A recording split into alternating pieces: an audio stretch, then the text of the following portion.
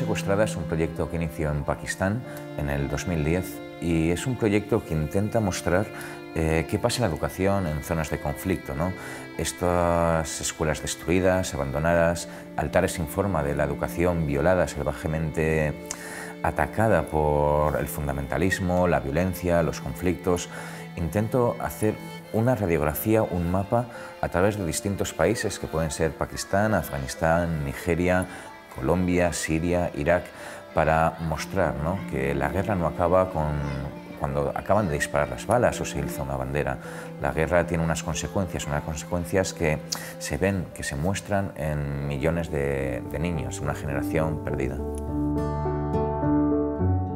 Creo que tenemos que lanzar preguntas al espectador, creo que tenemos que inducirlos de su letargo y hacer que piensen por sí mismos y que vean la realidad tal cual es. La realidad nos llega filtrada, nos llegan pequeñas cápsulas informativas, fast food mediático que vemos en un minuto si llega, ¿no?, en la televisión, que apenas se le dedica bastante tiempo. ¿Y qué después de una guerra? ¿Qué pasa con estas generaciones perdidas, estas olas de personas que vienen a Europa llamando a las puertas, esas invasiones bárbaras? ¿Por qué están huyendo, no? Igual deberíamos mostrar qué está pasando, profundizar. ¿Para qué? Para ponernos en su piel, para empatizar con ellos. Son nuestros hermanos geográficos, culturales. ¿Qué pasa cuando te destruyen una escuela? O asesinan a tu profesor, o te da miedo mandar a tu hijo y que no sabes si va a volver o no. La educación es el motor del cambio, es la llave del futuro. Sin educación no podemos ser libres. ¿Cuántas imágenes vemos al día? No nos da tiempo a procesarlas, a analizarlas. Las vomitamos.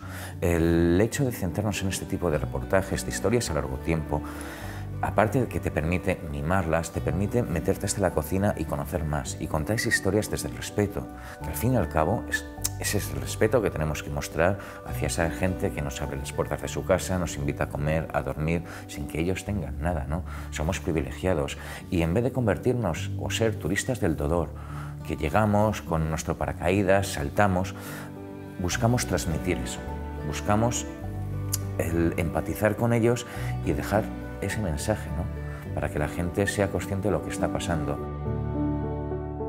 A nivel personal se te pasan muchísimas cosas por la cabeza, la destrucción, la muerte, el olor de la muerte, es algo que no se puede borrar.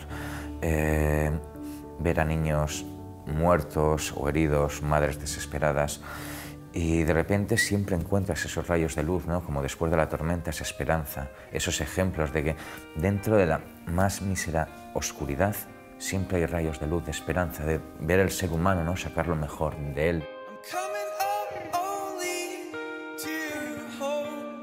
Guardo bastantes vínculos, tengo bastantes fuertes vínculos con mi tierra, con Aragón, con Zaragoza, y es algo que siempre he tenido el apoyo de la familia para tirar para adelante. Ha habido momentos buenos, momentos malos, y los habrá, y seguirán, porque sigo en el camino, ¿no? Habrá buenos y malos momentos, pero el apoyo de la familia y los amigos es muy importante para mí.